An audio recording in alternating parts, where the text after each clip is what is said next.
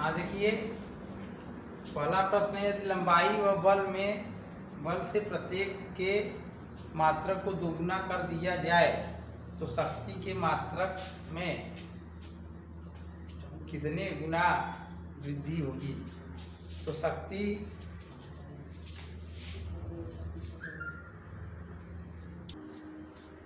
इसमें क्या है, बल P बराबर होता है F गुणे V, समीकरण नंबर 1। अब कह रहा है, अब नया जो वाला है उसको P1 मान लेते हैं।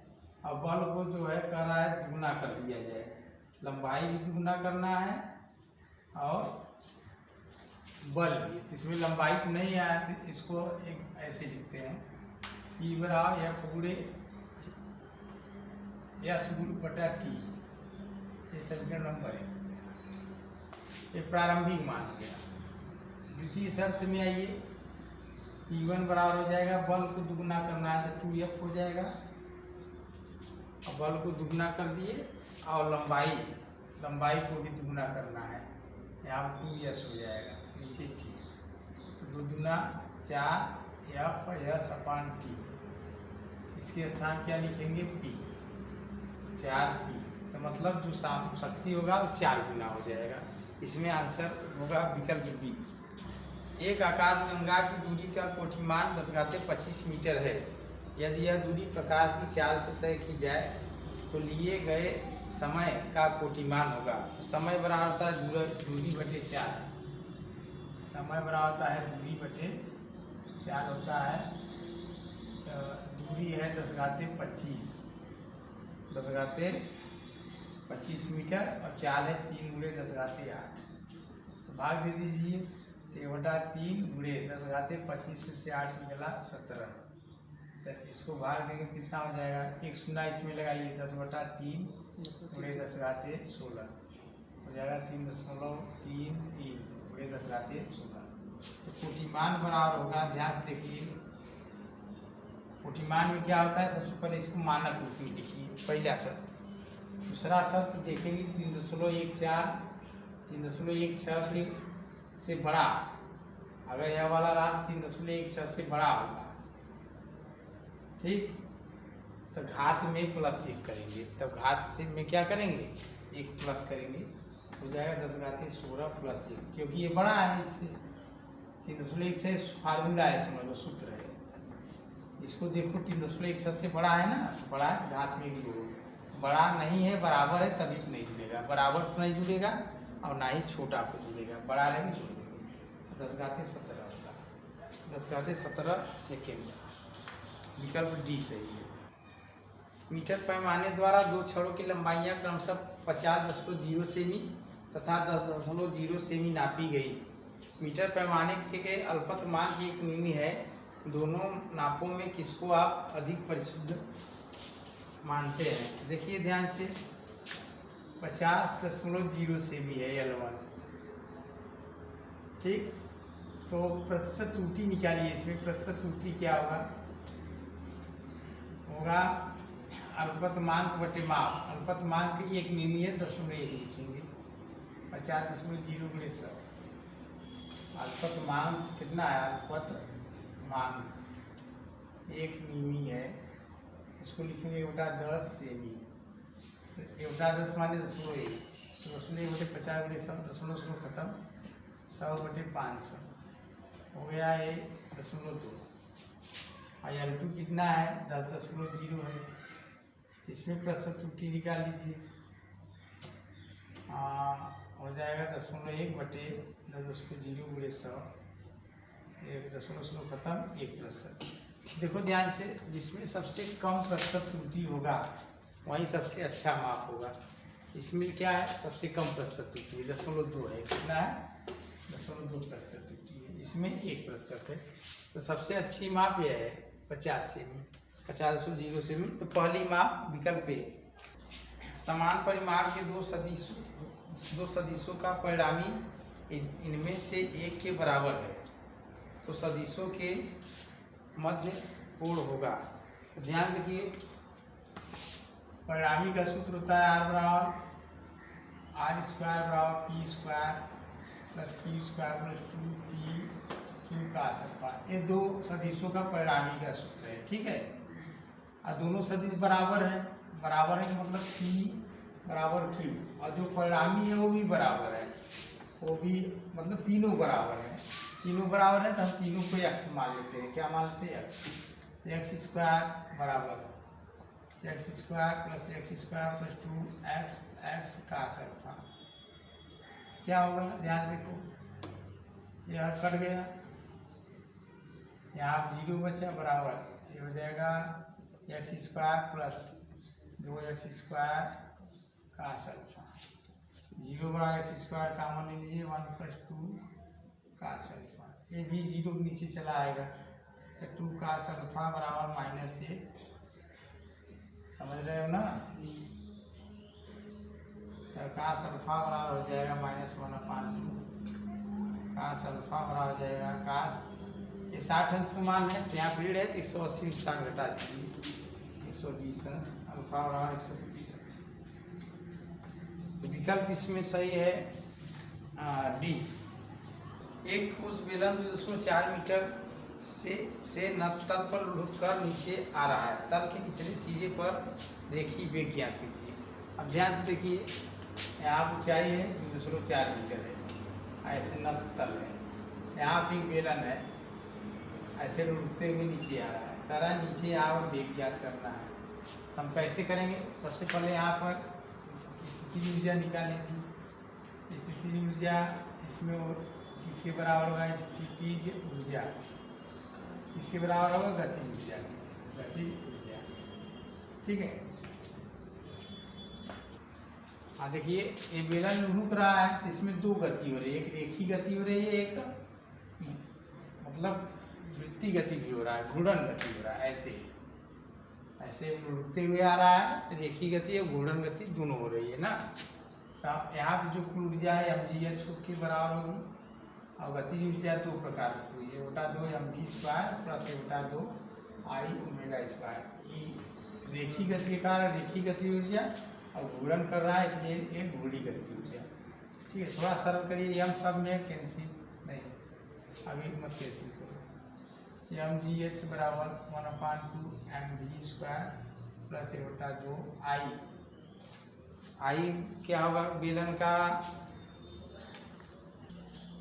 तो ठोस बेलन के लिए I का मान होता है mr²/2, ठीक है। और खोखला बेलन होता है तो mr²। तब चलो लिखो a/2, I के स्थान लिखो mr²/2, और ओमेगा बराबर होता है v बराबर r ओमेगा होता है, ओमेगा बराबर होगा v/r, तो जाएगा v²/r²। r² खत्म, कितना हो गया? mgh बराबर a/2 mv² plus a/4 mv²। कितना हो गया है पूरा? m से सब कैंसिल कर दो, आधा चौथाई 3/4 हो जाएगा। gh बराबर 3/4 v², ठीक। इसको जोड़ देंगे 3/4 आएगा। चलो बुरा करो, 4gh/3 बराबर v² मान रखो। 4 × 9.8 और h का मान कितना है? 3.4, नीचे 3 बराबर v² काट 0.8 हो जाएगा ये, ठीक। और v² बराबर हो जाएगा 832, 3.2 × 9.8। v बराबर हो जाएगा √4/32 और 9.8, नीचे कुछ नहीं है। इसमें का 2 दे दो, हो जाएगा 6.4, ये हो जाएगा 4.9। ये 64 का वर्गमूल 7, 49 को 64 वर्गमूल 8, 49 का वर्गमूल 7, और 2 अंक को दशमलव हम 1 अंक लगाएंगे। 5.6 मीटर प्रति सेकेंड विकल्प है हमारा, विकल्प ए सही है। अगला प्रश्न है, एक कार 22 की प्रति घंटा की चाल से दौड़ रही है। इसके पहिए का व्यास 0.50 मीटर है। यदि इसके पहियों ब्रेक लगाकर 20 चक्करों में रोक दिया जाए तो ब्रेक द्वारा कोणीय मंदन होगा। अब ध्यान से देखिए, पहले चाल निकाल लीजिए मीटर पर सेकेंड में। चाल होगा कितना है 22 किमी प्रति घंटा, तो हो जाएगा 22 गुणे 5/18 11 11 × 55/9 मीटर प्रति सेकेंड हो गया। ठीक है, चल अब आगे बोल रहा है इसके पहिए का व्यास 0.50 मीटर है, तो इसकी परिधि निकाल लीजिए। तो या तो 20 चक्कर में चली गई दूरी, 20 चक्कर में चली गई दूरी। तो देखो ध्यान से, एक चक्कर में जो दूरी चलता है वो पाई गुणे व्यास होता है। क्या होता है? एक चक्कर में जो दूरी चली जाती है वो पाई गुणे व्यास होता है। तो 20 चक्कर का 3 का गुणा कर दो, हो जाएगा पाई 22/7। व्यास है हमारा 0.50 मीटर और गुणे 20, ये हमारा दूरी हो गया। क्या हो गया? दूरी। इसको और सरल कर दो, 5 × 10 1000, 1000 में 2 कर दो, 5 दूनी 10, 2 शून्य 2 10 आ गया, 220/7 मीटर। ठीक है, अब देखो ध्यान से, यहाँ पर सूत्र V = U + AT, ये हो गया 20 चक्कर बहुत जाता है। इसमें ये वाला मतलब V² बराबर लगाओ U² + 2AS। हाँ, अब मंदन है तो यहाँ माइनस लगाएंगे।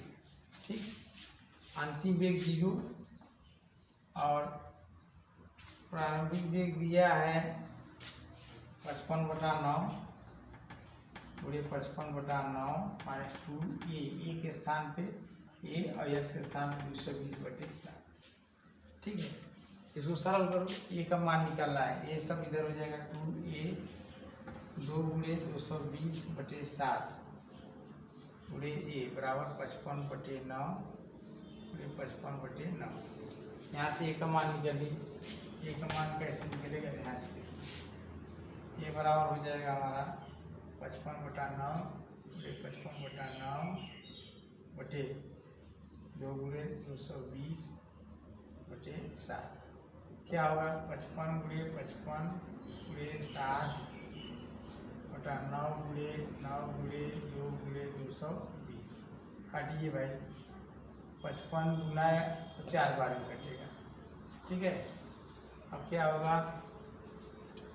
7 से 35 और 7 से 35 3 38 और 9 चौक 36 और 9 6 54 35 27 5 32 मीटर प्रति सेकेंड स्क्वायर।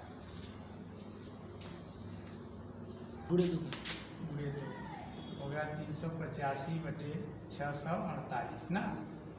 अब देखो क्या होगा, ये रेखीय त्वरण है। हमें क्या पूछा है? कोणीय त्वरण। कोणीय त्वरण अल्फा बराबर होता है A/R। A का मान हो गया 385/648 और पूरा बटा 8। त्रिज्या कितना है? 0.5 मीटर है, तो 0.25 हो जाएगा, 0.25। इसको और सरल करो, 3 8 5 नीचे 25 648 और गुणे 100 0.25 है, इसको 0 हो जाएगा हमारा आंसर 25 पूरा सरल करें 25.5 रेडियन प्रति सेकेंड स्क्वायर। ये आंसर हो गया। चलिए अगला प्रश्न देखिए, एक ग्रह की त्रिज्या पृथ्वी की त्रिज्या की दोगुनी है परंतु दोनों का औसत घनत्व समान है। ठीक, यदि VP और VE ग्रहों एवं पृथ्वी पर पलायन वेग हो तो VP/VE का मान होगा। देखो ध्यान से, एक मतलब ग्रह है, तो पहले हम लोग पलायन वेग का सूत्र लिखते हैं। पलायन वेग का सूत्र VE बराबर होता है √V0 होता है, मतलब एक अच्छी वेग है। ठीक, ये क्या है? पलायन वेग। सूत्र बनाइए, V बराबर √V0 होता है √G/r। ठीक है, अब क्या होगा? द्रव्यमान का सूत्र लगाओ, MI मत लिखो यहाँ, चलो अच्छा ठीक है। यहाँ पे √2 जी ऐसे ही रहने दीजिए। ये द्रव्यमान बड़ा होता है आयतन गुणे घनत्व। आयतन होगा 4/3 पाई आर क्यू घनत्व रो। ठीक है, नीचे आर से कट जाएगा। ई बराबर क्या बचेगा, √2 फिर √2 जी 4/3 पाई आर स्क्वायर रो। देखो क्या क्या नियतांक है, गिनती है नियतांक, के भी नियतांक, के भी नियतांक, के भी नियतांक। तो बी अनुक्रमानुपाती क्या आ जाएगा, आर स्क्वायर वर्ग। ठीक है, क्या हो गया हमारा सूत्र बना। अब चलो इसमें क्या बोल रहा है, मतलब ग्रह और पृथ्वी पर पलायन वेग होगा। ग्रह और पृथ्वी पर पलायन वेग होगा। तो यहाँ हम लिखेंगे ग्रह को वीपी मानते हैं और ग्रह को वीपी और पृथ्वी को वीई। तो वीपी का स्थान होगा आरपी बटे आरई, ऐसे हो जाएगा इस सूत्र से। भाई देखो, अगर v अनुक्रमानुपाती t होता है तो हम लोग v1/v2 बराबर t1/t2 लिखते हैं ना, उसी तरीके से इसके अनुक्रमानुपाती है तो vp अनुक्रमानुपाती rp, ve अनुक्रमानुपाती re। अब vp के स्थान पर क्या, अच्छा ये तो पूछा है। अब बोल रहा है त्रिज्या दुगुनी है। क्या बोल रहा है, त्रिज्या दुगुनी है, पृथ्वी की त्रिज्या की दुगुनी है। यह वाला जो है 2re और re, ये वाला त्रिज्या, ये वाली त्रिज्या पृथ्वी त्रिज्या दुगुनी है। एक खत्म हो गया, 2/1, 2 संबंधी 1। इसमें ऑप्शन सही होगा ए, ऑप्शन ए सही है। अगला प्रश्न है, एक बर्तन में समान संख्या में ऑक्सीजन तथा हाइड्रोजन के अणु भरे हैं। यदि बर्तन में एक छिद्र कर दें तो ऑक्सीजन तेजी से बाहर निकलेगा, हाइड्रोजन तेजी से बाहर निकलेगा, दोनों गैस समान तेजी से बाहर निकलेंगे, ग्रोथ में से कोई नहीं। तो इसमें क्या होता है, ध्यान से देखो। हल हम लोग वेग निकलने का वेग होता है v/s अनुक्रमानुपाती 1/√m होता है। यह अणुभार होता है ना, तो जिसका अणुभार कम होगा उसका विसरण ज़्यादा होगा। अनुक्रमानुपाती मतलब है जिसका ये कम होगा उसके लिए ज़्यादा होगा। तो हाइड्रोजन के लिए यम कम होता है, हाइड्रोजन के लिए अणुभार कम होता है, इसलिए हाइड्रोजन का विसरण अधिक होगा। इसका आंसर होगा, इसका आंसर बी होगा, बी। हाथ के दो तारों की त्रिज्याओं का अनुपात द्विसंबंधी 1 है। इसको समान बल लगाकर खींचने पर उसमें उत्पन्न प्रतिबलों का अनुपात होगा। तो देखिए ध्यान से, प्रतिबल होता है F/A। प्रतिबल क्या होता है, F/A। ठीक, बल समान है तो प्रतिबल को अगर हम P मान ले रहे हैं, ये तो कॉमन है, समान है, तो P बराबर F/A। जो कॉमन है तो नियत हो गया, नियत हो गया, P अनुक्रमानुपाती 1/A। और P, अच्छा एक के स्थान पाई आर स्क्वायर कर दो तो P अनुक्रमानुपाती व्युत्क्रमानुपाती r स्क्वायर हो गया। अब देखो ध्यान से, जिसकी त्रिज्या कम होगी उस पर प्रतिबल ज़्यादा होगा। तो P1/P2, यहाँ जो P1/P2 बराबर ये 1 लिखे हैं, व्युत्क्रम संबंधित यहाँ 2 होगा, यहाँ 1 होगा। मान रखो आ रहा है त्रिज्याओं में 2 संबंधी 1 का अनुपात है। 2 संबंधी 1 मतलब R1 2 है या 1 है, 1 स्क्वायर बटे 2 स्क्वायर, 1/4, 1 संबंधी 4।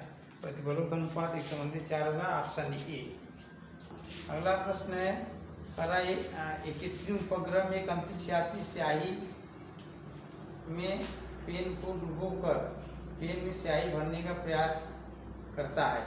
स्याही पेन में भरी जाएगी नहीं भरी जाएगी, स्याही की गुरुत्वता पर निर्भर करेगी, कुछ नहीं कहा जा सकता। अंतरिक्ष में वायुमंडल नहीं होता है, इसलिए पेन में स्याही नहीं भरी जाएगी। इसका आंसर होगा 60 से।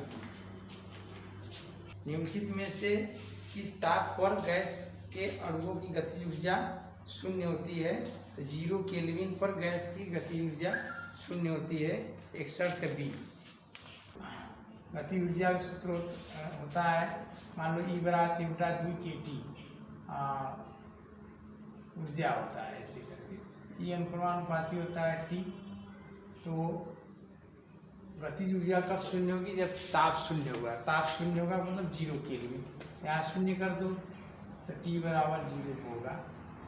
यहाँ 0 कर दोगे इसको तो टी बराबर 0 आ जाएगा। टी बराबर 0 कर दोगे 3 का 2 की टी बराबर 0 हो जाएगा। 0 केल्विन, इसका आंसर ऐसा ही है। एक घर्षणहीन ऊष्मा इंजन की दक्षता 100% हो सकती है यदि इसके सिंक का ताप हो। अब ध्यान देखिए, दक्षता का सूत्र तापमान माइनस T2 को पान T1 गुणे 100। दक्षता को शून्य करना है, शून्य कैसे होगा, ध्यान से देखो। अरे दक्षता को 100% करना है, कितना प्रतिशत करना है, 100%। इसको 100 करना है, बराबर हो जाएगा 1 माइनस T2 अपान T1 पूरे 100। 100 खत्म, यहाँ 1 बचा, बराबर 1 माइनस T2 बटे T1। इसको इधर कर दो, एक भी खत्म, तो T2 बटे T1 बराबर 0, T2 बराबर 0, मतलब T2 बराबर 0 केल्विन। सिंक का ताप 0 केल्विन होगा। जैसे ही ये खाली बर्तन में जल भरा जाता है उसकी आवृत्ति में क्या होता है, ध्यान से देखो। आवृत्ति का सूत्र होता है n बराबर होता है V/2L, ठीक है, V/2L। V बराबर क्या होता है, n बराबर A/2L अंडर रूट। अच्छा हाँ, थोड़ा सा देखिए, इसमें क्या होता है, बंद आर्गन पाइप है, अरे खुला आर्गन पाइप है, बाल्टी है, इसमें पानी ऐसे भरेंगे तो एक खुला आर्गन पाइप है, एक निष्पन्द एक प्रस्पंद के बीच दूरी होता है λ/4। तो λ/4 हो गया, तो हम क्या निकालते हैं, λ/4 बराबर L, तो λ बराबर 4L, ठीक, 4L। अब आवृत्ति n बराबर होता है V/λ, V/4L, V/4L। अब हम क्या करेंगे, यहाँ पर n बराबर V/4L हो गया। अब पूछ रहा है तो n अनुक्रमानुपाती बटा L हो गया, ऐसे समझो। जब बाल्टी में पानी भरते चले जाएंगे तो लंबाई घटती चली जाएगी और आवृत्ति बढ़ जाएगी, आवृत्ति बढ़ जाएगी। इसका ऑप्शन है ए, ऑप्शन ए सही है। 0 सेंटीग्रेड ताप पर बादलों की गड़गड़ाहट रोशनी के 5 सेकंड बाद सुनी गई, ठीक है, रोशनी के 5 सेकंड बाद सुनी गई। यह तापमान 20 सेंटीग्रेड होता तो ध्वनि सुनाई देती। इसमें क्या होता है, समय बराबर दूरी बटे 4, प्रथम कंडीशन। द्वितीय कंडीशन समय बराबर दूरी बटे 4, दोनों में दूरी समान है। जैसे वहाँ से लाइट चली, ठीक है, अरे ध्वनि, वहाँ से ध्वनि चली पृथ्वी को आने के लिए, तो दूरी क्या है, समान है, दूरी क्या है, समान है। अब T1 बटे T2 बराबर क्या कर दिए, S1 बटे V1, S बटे V2, T1 बटे T2 बराबर V2 बटे V1, ठीक। अब देखो दिया है इसमें, T1 बराबर दिया है 5 सेकेंड, T2 पूछा है, V1 होता है 330 मीटर पर सेकेंड, V2 पूछा है, V2 होगा, देखो ध्यान से, V2 होगा V1 प्लस 0.6 × 20। 1 सेंटीग्रेड ताप बढ़ता है 0.6 मीटर ध्वनि की चालू वृद्धि होता है। तो 20 सेंटीग्रेड ताप बढ़ गया तो वृद्धि कितना आ जाएगा, 20 का 120, 12 मीटर पर सेकेंड बढ़ जाएगा। तो पहले 330 था, 12 बढ़ गया, तो 12 बढ़ जाएगा, कितना है, 342। फिर से समझ लो, 1 सेंटीग्रेड ताप बढ़ता है, ध्वनि की चाल 0.6 मीटर पर सेकेंड बढ़ जाती है। 20 सेंटीग्रेड ताप बढ़ा है, कितना बढ़ेगा, 20 का 120 यानी 12, नया चाल 342 हो गया। इसमें मान रख दिए, T1 जो है 5, T2 जो है T2, V2 जो है 342, V1 जो है 330। इसको सरल करेंगे 460 सेकेंड लगभग आएगा, विकल्प ये सही है। यदि ध्वनि की तीव्रता 20 गुनी कर दिया जाए तो ध्वनि स्तर कितने डेसिबल बढ़ जाएगा। तो देखिए यहाँ पे एक सूत्र होता है, ध्वनि की तीव्रता और डेसिबल में एक संबंध होता है। क्या होता है संबंध, उसको थोड़ा सा ध्यान दीजिए। L बराबर होता है, L बराबर होता है log I बटे I0, यहाँ 10 होता है ऐसा। प्रथम कंडीशन लेते हैं, L के स्थान पे L1 10 log I के स्थान पे I1 I0 ऐसे ही रहने देते हैं, ये मूल है। इसको समीकरण नंबर 1 मानते हैं। इसी कंडीशन इसको लेते हैं L2 10 log I2 अपान I0, ये समीकरण नंबर 2 हो गया। प्रश्न में बोल रहा है तो प्रश्न में बोल रहा है कौन सा है भाई प्रश्न बोल रहा है कि ध्वनि कितने डेसिबल बढ़ जाएगा। तो वृद्धि पूछा है, तो वृद्धि में हम क्या करेंगे L2 माइनस L1 निकालेंगे। L2 का स्थान रखेंगे 10 log I2 अपान I0 माइनस 10 log I1 अपान I0। ठीक है, अब क्या करेंगे 10 कॉमन ले लेते हैं। 10 कॉमन ले ली, क्या हो गया log I2 अपान I0 माइनस log I1 अपान I0। अब क्या करेंगे 10, ठीक है, log m minus log n बराबर log m बटा n। I2 अपान I0 अपान I1 अपान I0, ये कैंसिल हो गया। 10 log I2 अपान I1, 10 log I2 कितना हो जा रहा है 10 गुना हो जा रहा है, जो पहला तीव्रता है उससे यह 10 गुना हो जा रहा है।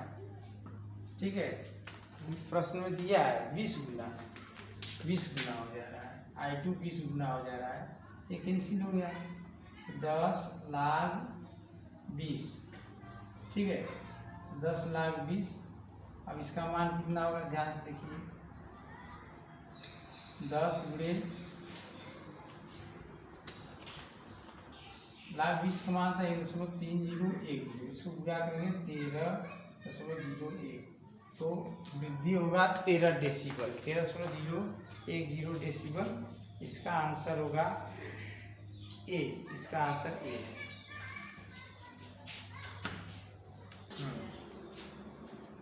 अगला प्रश्न है, एक उत्तल लेंस के सामने उसे फोकस से 9 सेमी दूर एक वस्तु है, वस्तु का वास्तविक उल्टा व बड़ा प्रतिबिंब फोकस से 16 सेमी की दूरी पर बनता है। ठीक है, और लेंस की फोकस दूरी होगी। तो ध्यान से देखिए, एक लेंस है या उत्तल लेंस है, यहाँ उसका फोकस है और फोकस से जो है फोकस को x मान लेते हैं हम। ठीक है, और इसे फोकस से दूर कितने सेमी की दूरी पर वस्तु रखा है 9 सेमी की दूरी पर, फोकस से 9 सेमी की दूरी पर एक वस्तु रखा है। ठीक, अब कह रहा है कि वस्तु का वास्तविक उल्टा व बड़ा प्रतिबिंब फोकस से 16 सेमी की दूरी बनता है, फोकस से 16 सेमी की दूरी पर बनता है। इसका मतलब यहाँ से ये 16 हो गया, वास्तविक उल्टा प्रतिबिंब इसी साइड बनता है ना, तो फोकस से 16 आएंगे, ये 16 है, यह क्या हो जाएगा x निकल जाएगा, 16 माइनस x हो जाएगा इधर। ठीक, यहाँ पर प्रतिबिंब बनता है, उल्टा बनता है ऐसे। अब फोकस दूरी ज्ञात करना है, तो सूत्र क्या होता है ध्यान देखो लेंस के लिए, f बराबर b माइनस u। f के स्थान पे उत्तल लेंस की फोकस दूरी धनात्मक होती है, तो हम इसको क्या लिखेंगे, इसकी फोकस दूरी धनात्मक होती है, तो 9 प्लस x हो जाएगा, मतलब x प्लस 9 बराबर।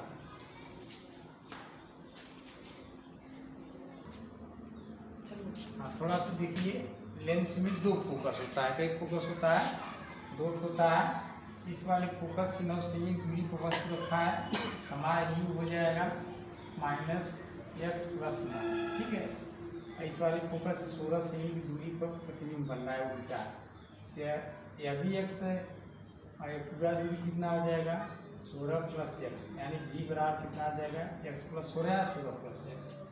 तो सूत्र होता है, फिर से समझ लो, लेंस में कितना फोकस होता है 2, एक फोकस यहाँ पे, एक फोकस यहाँ पे, इधर भी x होता है, इधर भी x होता है। ठीक, इस वाले x से 9 सेमी दूरी पर वस्तु रखा है, तो यहाँ पे u बराबर हमारा हो जाएगा 9 प्लस x, कितना होगा 9 प्लस x, माइनस लेते हैं, इधर की दूरी निकालना।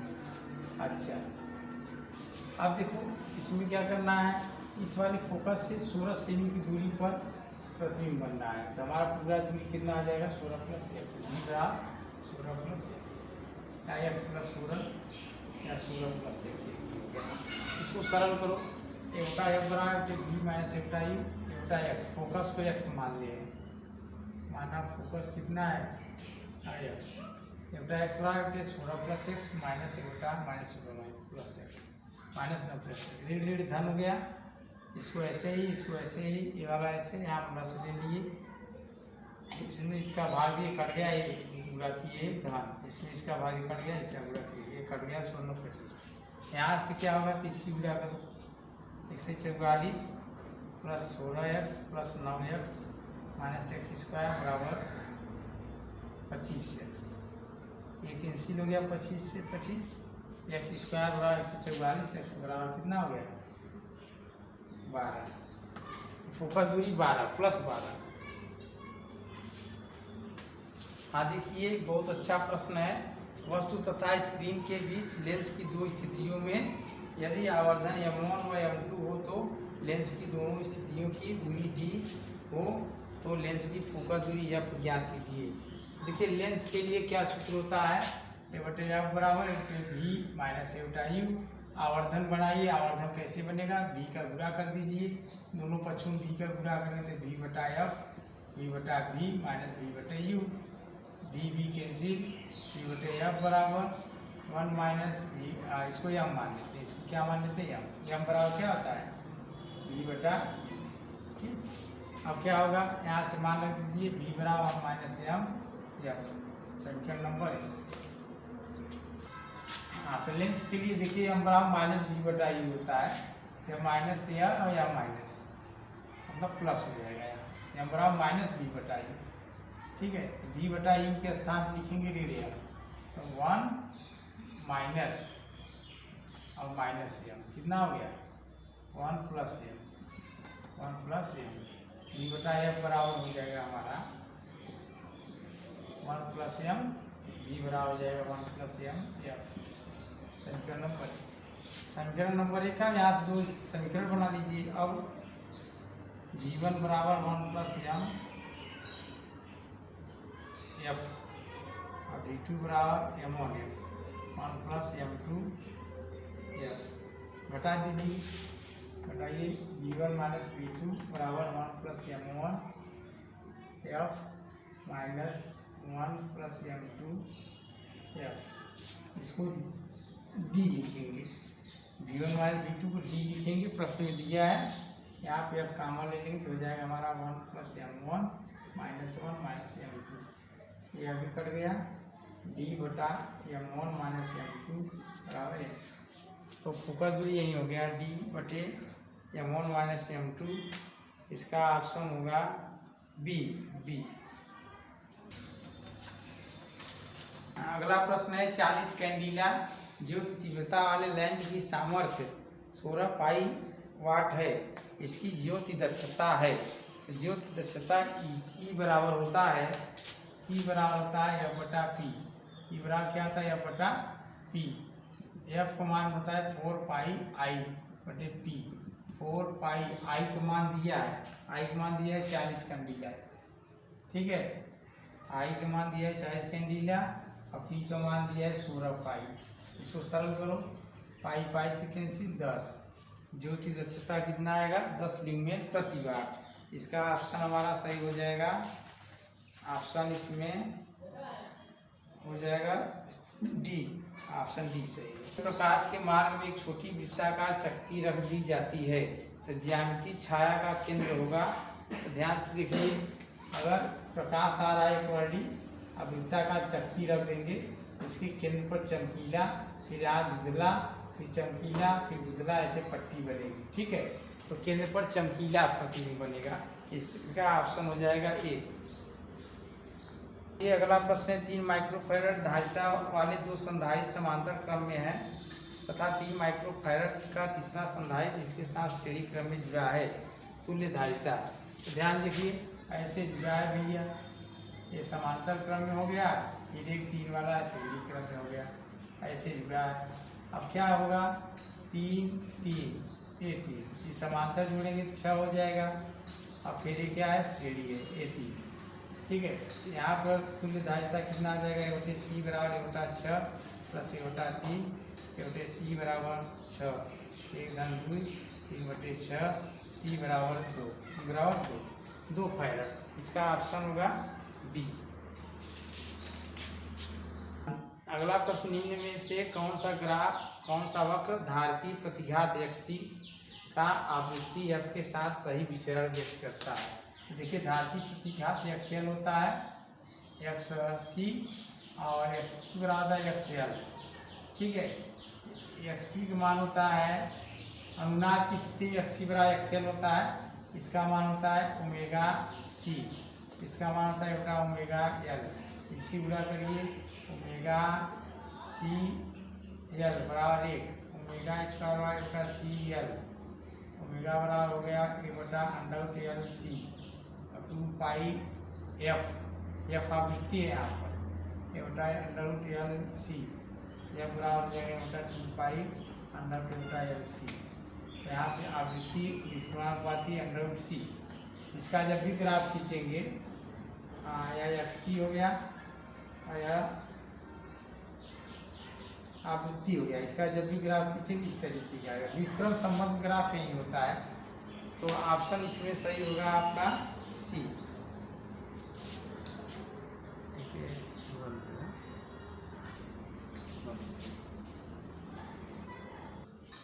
हाँ देखिए, यदि एक चुंबकीय पदार्थ चुंबकीय क्षेत्र में तीव्र भाग से क्षीण भाग की ओर जाता है तो यह क्या होता है, यह प्रतिचुंबकीय होता है।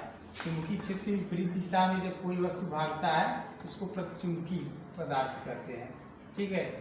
मतलब चुंबकीय क्षेत्र के विपरीत दिशा में जा रहा है तो कौन सा पदार्थ होगा, प्रतिचुंबकीय। इसका विकल्प ए सही है। अगला प्रश्न है, पूर्ण सूर्य ग्रहण के समय सौर विकिरण में होती है। पूर्ण सूर्य ग्रहण के समय सौर विकिरण में होती है सभी फ्राउनहोफर रेखाएं चमकीली रंगीन रेखाओं में बदल जाती है। तो पूर्ण सूर्य ग्रहण में फ्राउनहोफर रेखाएं चमकीली रेखाएं में बदल जाती है। ऑप्शन इसका डी सही होगा। यदि दो बल्बों 25 वाट 220 वोल्ट व 100 वाट 220 वोल्ट को श्रेणी क्रम में जोड़ा जाए तो कुल शक्ति होगी।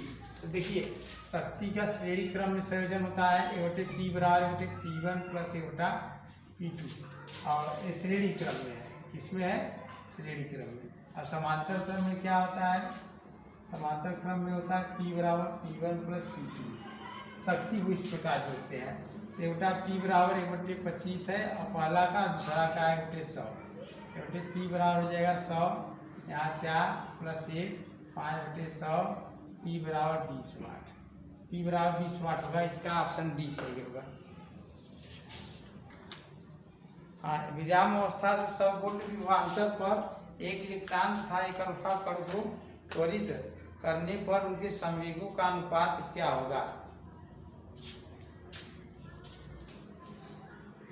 हाँ देखिए, गतिज ऊर्जा बराबर होता है QV और गतिज ऊर्जा बराबर होता है बेटा 2mv² होता है QV। ऊपर नीचे m का गुणा कर देंगे तो जाएगा बेटा 2m² v² 2m हो जाएगा, मतलब हो जाएगा और QV।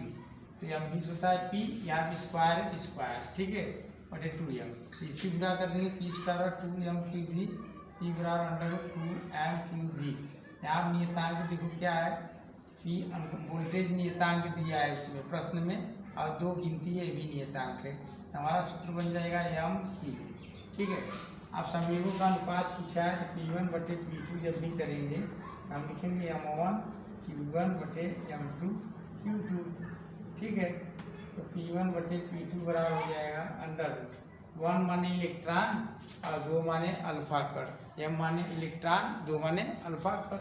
इलेक्ट्रॉन के लिए हम वही हो जाएगा और इसके लिए क्या हो जाएगा QE नीचे, m2 क्या हो जाएगा अल्फा कण के लिए m अल्फा और अल्फा कण पे 2 इलेक्ट्रॉन के आवेश के बराबर होता है। ऐसे E कैंसिल हो गया, P1/P2 बराबर हो गया √mi/2m अल्फा। तो प्रश्न में देखो दिया पूछा है, हमें प्रश्न पूछा है कि एक अल्फा कण एक इलेक्ट्रॉन तथा एक अल्फा कण को त्वरित करने में अनुपात हो जाएगा। ऑप्शन डी सही है, यही होगा 1 से इलेक्ट्रॉन और ऐसे अल्फा कण। तो हमारा ऑप्शन डी सही हो जाएगा। हाँ देखिए, एक परमाणु की n कक्षा में 7 इलेक्ट्रॉन है और उसके नाभिक में 18 न्यूट्रॉन है। द्रव्यमान संख्या ज्ञात कीजिए। देखिए K L M N ऐसे होता है। K में 2, L में 8, K में 2, L में 8, M में भी 8, L में 7। तो 8 7 15 8 23 2 25। कुल इलेक्ट्रॉन कितना हो जाएगा? कुल इलेक्ट्रॉन हमारा हो जाएगा, जोड़ दीजिए, 8 2 10 18 7 25 हो गया। और न्यूट्रॉन कितना है? न्यूट्रॉन है 18। तो द्रव्यमान संख्या कितना हो जाएगा? प्रोटॉन प्लस न्यूट्रॉन, यही कुल इलेक्ट्रॉन प्रोटॉन हो जाएगा। Proton plus neutron P + N 18 मतलब 25 + 18 हो जाएगा 43। कुल द्रव्यमान संख्या 43। ऑप्शन इसमें हमारा सही होगा डी। स्कैंडियम 21 के वाई इलेक्ट्रॉन के लिए क्वांटम संख्याओं के मान लिखिए। स्कैंडियम 21 है, इसका इलेक्ट्रॉनिक विन्यास 1s2 2s2 2p6 और 3s2 3p6 4s2 और हो जाएगा 2 2 4 6 10 12 18 20 और 3p1। ठीक है, तो बाहरी कक्षा में इलेक्ट्रॉन जो है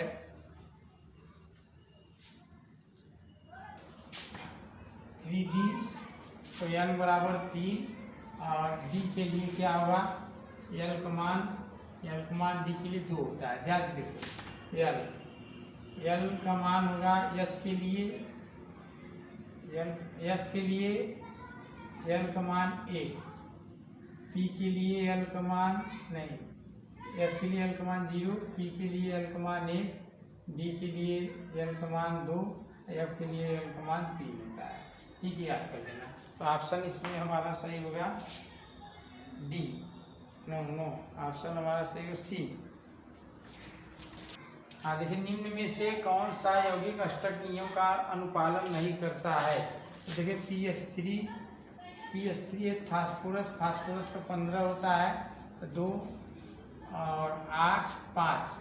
ठीक है, 2 8 5 होता है, तो मतलब इसके फास्फोरस को लेंगे हम, तो 2 8 5। इसकी बाहरी कक्षा में 5 इलेक्ट्रॉन हो गए, 5 हो गया। हाइड्रोजन 3 लगा है H। ठीक है, इसमें 5 इलेक्ट्रॉन होता है और एक यहाँ पर दिया, एक यहाँ पर, एक यहाँ पर, 1 2 3 और 3 2 5। ठीक है, 5 इलेक्ट्रॉन तो इसका हो गया। हाइड्रोजन से इकट्ठा ले लिया, तो क्या हो गया? इसका तो 8 हो गया। ठीक है, हाइड्रोजन क्या होता है? 2 ठो लेता है, ये तो 2 का। ये तो PS3 में P का 8 H का 2। इसी प्रकार H2O में क्या होता है? H2O को बनाएंगे तो ऑक्सीजन का के पास होता है 6, ऑक्सीजन का होता है 8, तो 2 6, बाहरी कक्षा में 6 इलेक्ट्रॉन ऐसे वितरित कर दिए। और H2O है, तो मतलब एक इधर एक इधर कर दिए, एक यहाँ पे H लगा दिए, एक यहाँ पे H लगा दिए, ऐसे हो गया। और ऑक्सीजन का एक ही 8 हो गया। ठीक है, इसी तरीके से PCl3 है। कौन है? PCl3 भी अष्टक नियम 5 इसमें होता है। 3 क्लोरीन है इधर, 1 2 3 क्लोरीन लगा दिए, बाहरी कक्षा में 5, 2 ठो बचा, 1 2 3 और क्लोरीन का 1 और यह हो गया। क्लोरीन का 7 होता है, 7 में ऐसे कर दिए।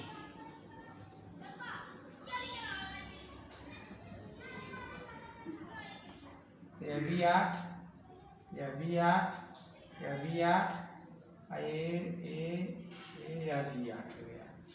ठीक है, तो PCl5 में फास्फोरस पे जो है, तो PCl5 में हम क्या करते हैं? P पर देखते हैं उसको, इसका P पर देखते हैं। P का 5 होता है, 5 तो 1 2 3 4, एक तो और यहाँ मान लो। अब क्लोरीन 1 2 3 4 5। ठीक है, लगाइए। क्लोरीन का 1 इलेक्ट्रॉन यहाँ, 1 इलेक्ट्रॉन यहाँ, 1 इलेक्ट्रॉन यहाँ। तो हम क्या देखते हैं? और इधर 6 होता है क्लोरीन का।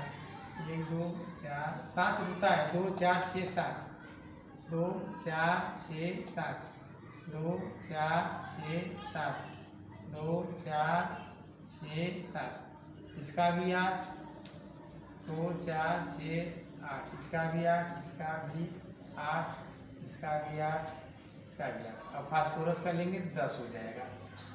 2 4 6 8 10। इसमें क्या होता है, फास्फोरस अष्टक नियम का पालन नहीं करता है, तो ऑप्शन डी सही होगा।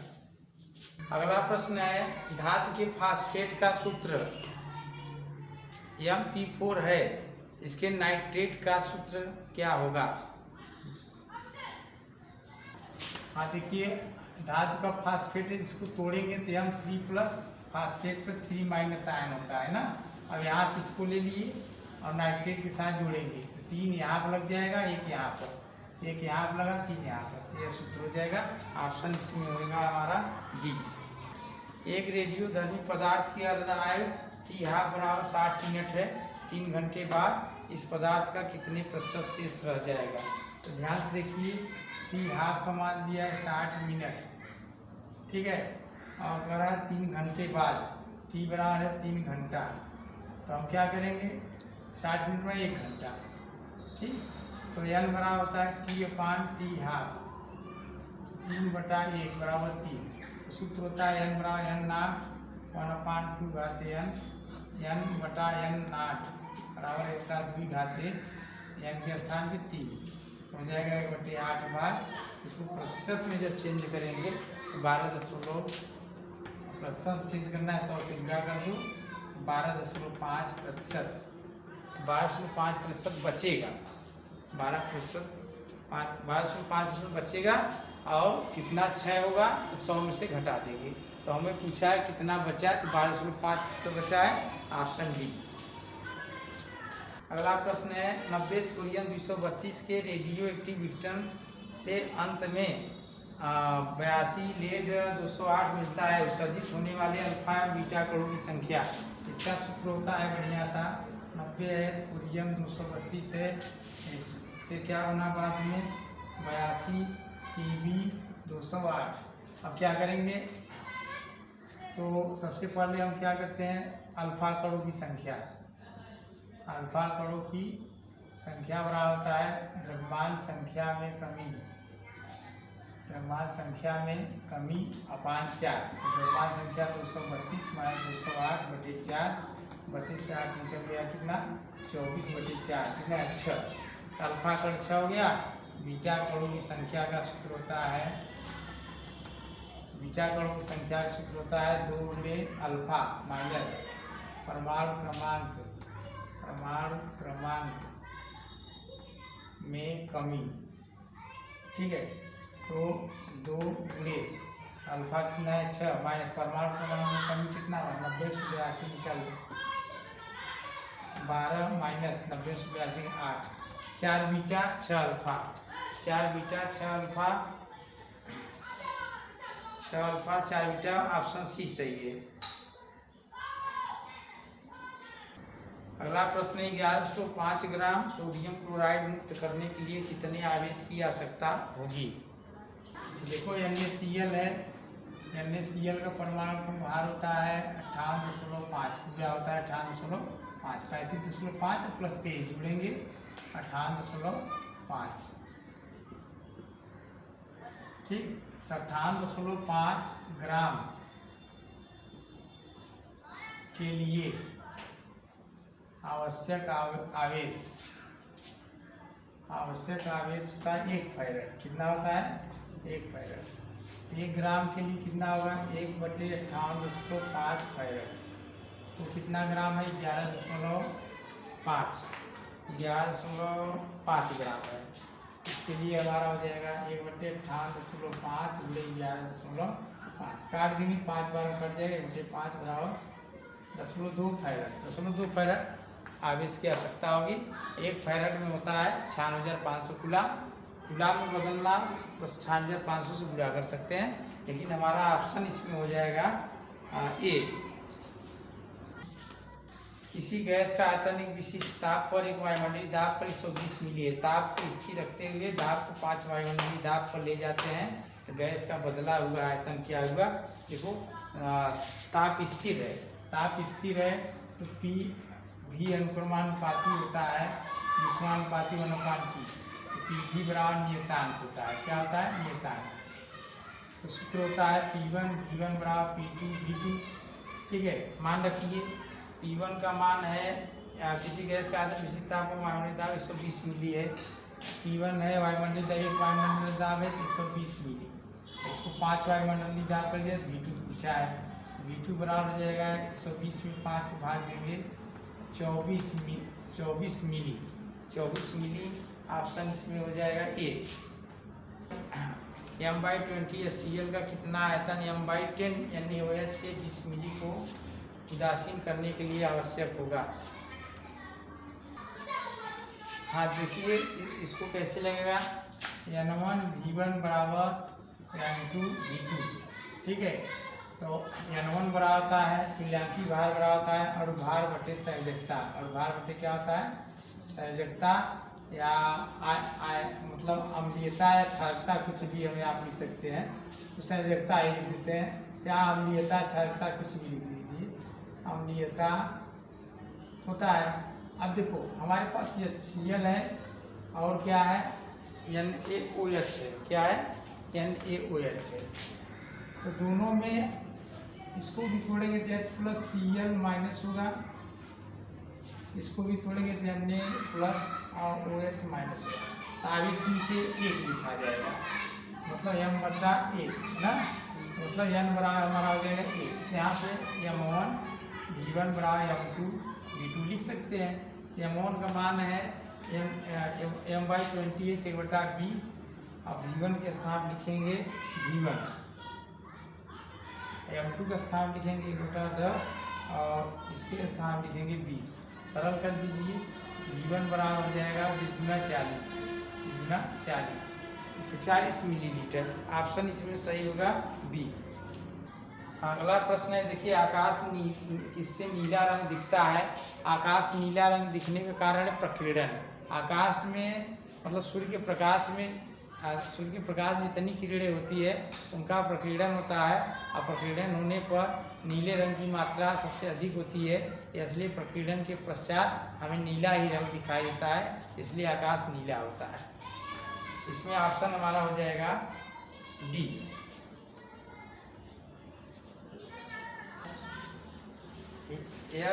यदि एक पदार्थ संतृप्त होने पर ऊष्मा निकालने के साथ घूमता है उसकी विलेयता। हाँ देखिए, कोई पदार्थ अगर संतृप्त होने पर ऊष्मा निकालती है तो वह क्या हो गया? ऊष्माक्षेपी। क्या हो गया? ऊष्माक्षेपी।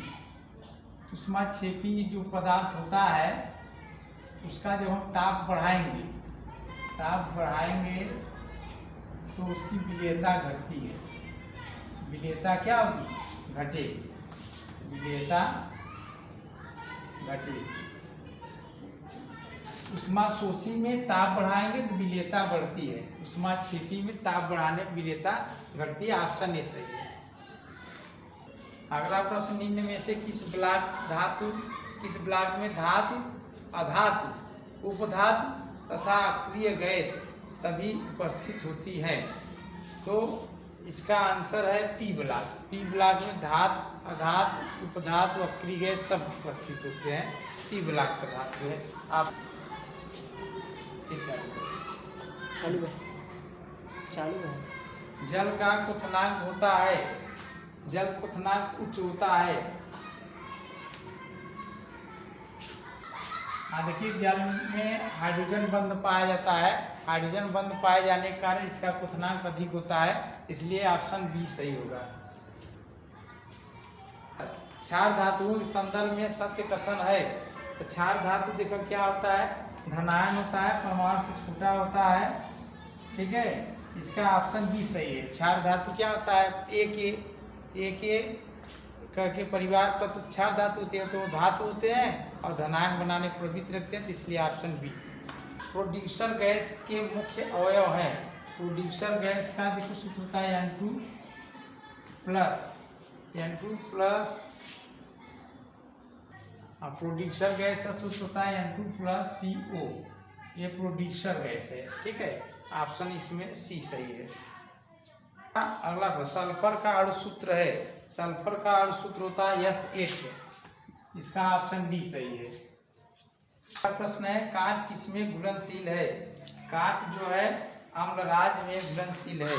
कांच किसमें घुलता है? अम्लराज में।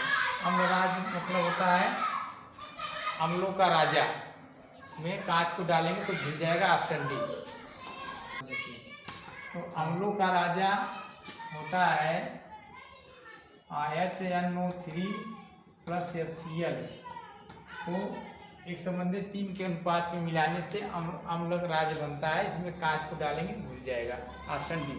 अगला प्रश्न है, क्यों अमोनियम आयन की संयोजकता होती है? तो इसका आंसर है, इसका आंसर -2 होता है। क्यों अमोनियम आयन की संयोजकता 2 होता है, ठीक है। तो संयोजकता को हम लोग जो है ऋण से नहीं प्रदर्शित करते, संयोजकता हमेशा धनात्मक होता है, इसकी संयोजकता 2 होगी, ठीक है, ऑप्शन बी। सिनेबार किसका अयस्क है? तो सिनेबार पारा का अयस्क है, ऑप्शन ए। सिनेबार किसका अयस्क है? पारा का। मीथेन अणु की आकृति होती है, तो मीथेन अणु की आकृति CH4 ए चतुष्फलकी होती है। क्या होती है? चतुष्फलकी होती है। इस ऑप्शन में ऑप्शन हो जाएगा हमारा ए। में से कौन सा HgCl2 के साथ अवक्षेप देता है? तो फार्मिक अम्ल जो है, फार्मिक अम्ल HgCl2 के साथ अवक्षेप देता है, ठीक है। इसमें ऑप्शन हो जाएगा हमारा ऑप्शन ए सही है। फार्मेमाइड का सूत्र होता है अगला प्रश्न है, फार्मेमाइड का सूत्र होता है, फार्मेमाइड का सूत्र होता है HCONH2, HCONH2 यही होता है, ऑप्शन इसमें सही है, ए, ऑप्शन ए सही है। आइसोप्रीन एक है, आइसोप्रीन क्या है? एक प्राकृतिक रबड़ है ना, इसमें ऑप्शन हो जाएगा डी। आइसोप्रीन एक प्राकृतिक रबड़ है, एक प्राकृतिक रबड़ का एकक है आइसोप्रीन, इसमें हो जाएगा ऑप्शन डी 99। अगला प्रश्न है, एनिलीन का उपयोग किया जाता है, एनिलीन का उपयोग होता है रंजक उद्योग में, मतलब कलर करने में, इसका ऑप्शन बी हो जाएगा, ठीक है।